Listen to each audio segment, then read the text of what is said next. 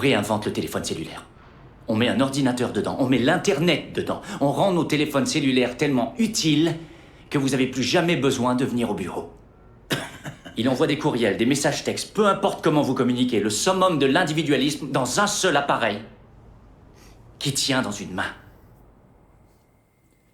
Eh bien bonjour mes amis et bienvenue chez moi pour une nouvelle vidéo. Nous sommes aujourd'hui le jeudi 29 juin et c'est toujours un plaisir mes amis de vous retrouver avec moi. Donc je vais vous parler aujourd'hui d'un film documentaire que j'ai regardé hier soir, ça s'appelle Blackberry. Origine c'est Canada, la durée c'est 1h59, les acteurs c'est Jay Baruchel, Glynn O'Weston, Matt Johnson, Cary Elwes et Saul Rubinek. Le genre c'est drame, la date de sortie c'est 2023. Et maintenant voici l'histoire. L'ascension et la chute de la marque canadienne BlackBerry qui a mis sur le marché le premier smartphone au monde. Oui, donc je valide déjà, mes amis. Excellent film documentaire. C'est pas simplement un documentaire en fait. C'est un film, c'est carrément un film puisqu'il y a des vrais acteurs et tout. Et il retrace l'histoire de la petite entreprise canadienne BlackBerry, puisqu'au départ c'était une toute petite entreprise avec des nerds ou des geeks si vous préférez.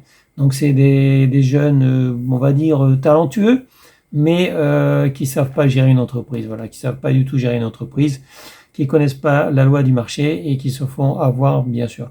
Donc ils avaient l'idée de concevoir ce qu'on appelle le premier smartphone à l'époque, c'est-à-dire qu'on pourrait avec ce téléphone envoyer des messages et pas uniquement téléphoner. Donc c'était un défi, ils ont relevé le défi, mais la petite entreprise canadienne était dans le rouge puisqu'ils avaient des dettes, ils avaient fabriqué des modems qu'ils avaient envoyés donc au client et le client n'a pas voulu payer. Il a dit bon déjà il faisait attendre donc il fallait relancer. Normalement, il faudrait relancer donc les factures, relancer les créances. Et la petite entreprise canadienne, en fait, ne le faisait pas parce que c'était dirigé par des geeks. Et donc, ils avaient aucune idée du commerce. Et c'est pour ça que la petite entreprise était dans le rouge. Jusqu'à ce qu'un monsieur qui venait d'une grosse entreprise reprenne les choses en main. Ce gars-là, évidemment, c'est grâce à lui que la société BlackBerry en fait s'est développée, qu'elle est sortie du rouge parce qu'il y avait plusieurs millions de dettes et ils ne vendaient rien, ils avaient des idées mais en fait ces geeks qui passaient leur temps à faire la fête et ils passaient pas trop de temps à travailler. Donc le manager, enfin celui qui a repris en copartenariat donc cette affaire a développé la société, mais après bon il s'intéressait plus au hockey qu'à autre chose. Et une fois qu'ils ont commencé à gagner 10 millions, une fois que la société est devenue très riche cotée en bourse, celui qui a repris l'affaire, en fait, il ne souhaitait qu'une seule chose, à acheter des équipes de hockey. Donc, il a délaissé un peu, en fait, la société BlackBerry. Mais il n'y a pas que ça. Donc, effectivement, la société BlackBerry, donc, s'est développée, est devenue une des plus grandes entreprises au monde de smartphones, de téléphones même, on peut dire. Mais il y a beaucoup de sociétés qui étaient très connues il y a quelques années qui se sont cassées la gueule, comme Ericsson par exemple. Donc BlackBerry, dont on ne parle plus puisque l'entreprise elle vaut plus rien. Elle fait aujourd'hui de la sécurité informatique, il me semble. Voilà. Et ils ont plus le droit de vendre des téléphones. Donc c'est fini les téléphones et les BlackBerry qui resteraient en activité ne marcheraient plus parce que de toute façon le système d'exploitation n'est plus à jour. Enfin, il y a plusieurs raisons qui fait que effectivement tout est parti à volo, mais c'est surtout à cause de la sortie de l'iPhone.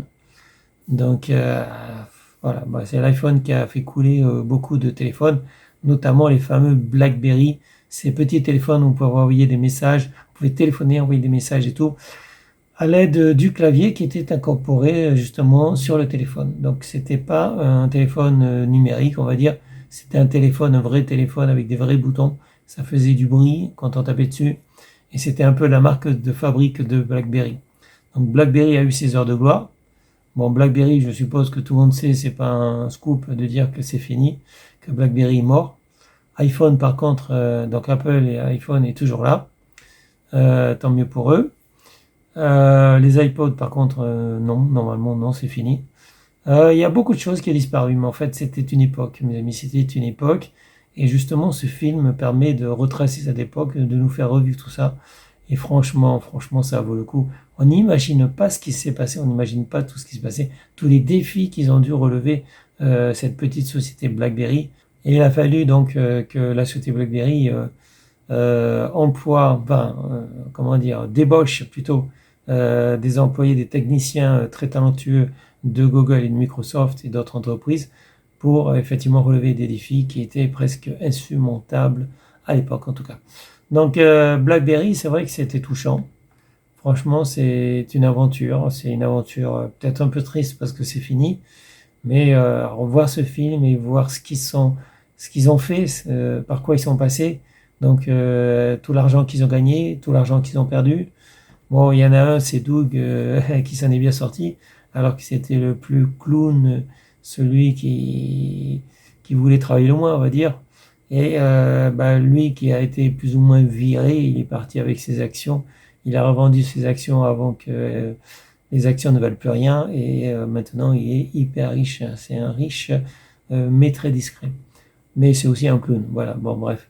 Tant mieux pour lui. Donc voilà, donc c'est une histoire intéressante, parfois amusante, parfois triste aussi. Donc voilà.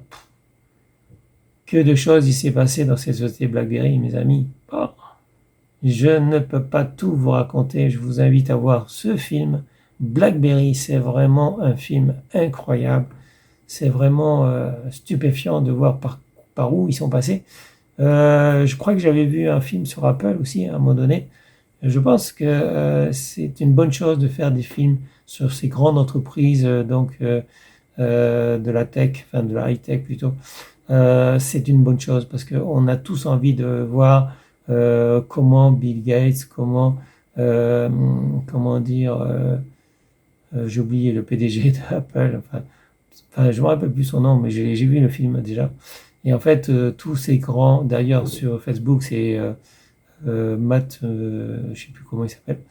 Mais bref, c'est excellent, mes amis, de voir ces films qui retracent le parcours de ces génies, mais parfois génies un peu voleurs, donc qui piquent les idées d'ailleurs.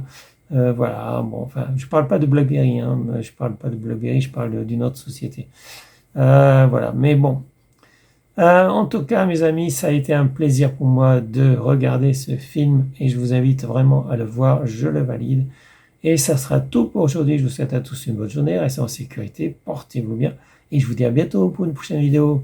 Salut mes amis, ciao ciao, bye bye. Avec notre téléphone comme serveur. Ok? Alors quand un utilisateur reçoit un courrier électronique, Waterloo va le chercher, le compresse et ensuite l'envoie. On interagit avec votre réseau pendant une fraction de seconde, genre